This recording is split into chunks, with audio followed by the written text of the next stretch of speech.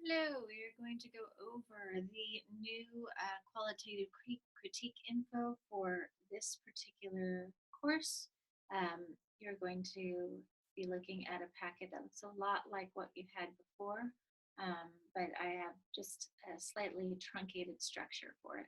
So I'm going to go over this briefly with you so that you understand what the elements of the critique are going to look like and how short they're going to be, how we're going to truncate everything.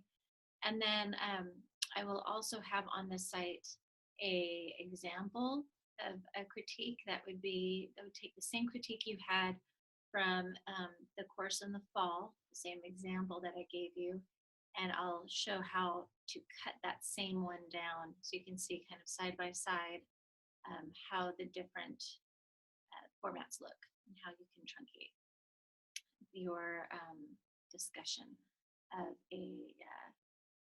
of an article.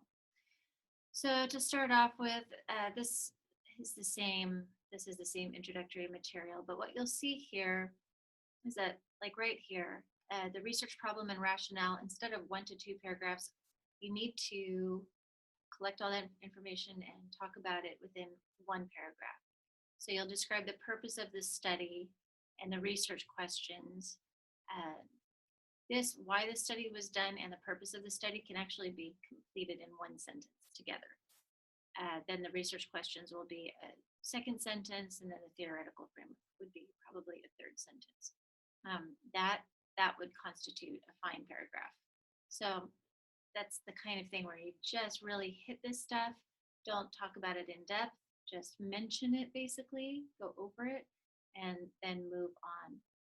Methodology will be 1 paragraph instead of 2 to 3 paragraphs or 1 to 2 paragraphs. I'm not sure what I have on the last one. So you just discuss the research design, sample, data sources, type of data collection and organization, and then the type of analysis that was used. That can be done in 3 sentences pretty easily, maybe even 2 sentences. So generally, you would be able to get the methodology down to 1 or 2 sentences, and that's true in the lit review as well. It's not that hard, you'll see in the example. Results and conclusions will be 1 paragraph. In an actual lit review, you would probably get the results and conclusions in 2 sentences. So 1 paragraph is actually a little more than you need. And then the critique and evaluation will be 1 to 2 paragraphs. And you're going to talk about the trustworthiness and alignment, and then your final evaluation of the study. You do not have to have separate sentences for credibility, confirmability, dependability, and transferability.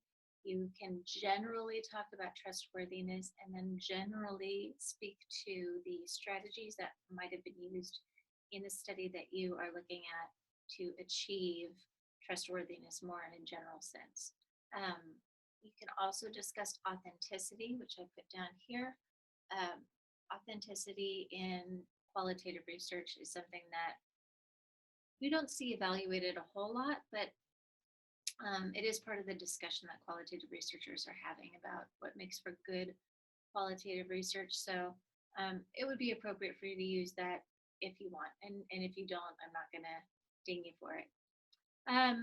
So you're really going to just pull in and talk about your articles in a much lighter way. You're not going to have to give rationales for every single item on this list here, nor do you have to cover everything on this list in different sentences. But I mean, you can see, even if you did different sentences for each one, that's 9, 11, so it's less than 20 sentences total that you'd be looking at for this whole critique, if you were to do that. And some of these items are going to take more than one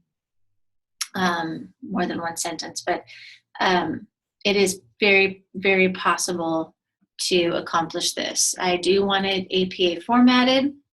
I will put some, there will be some videos on APA formatting, just in your general helps kind of deal.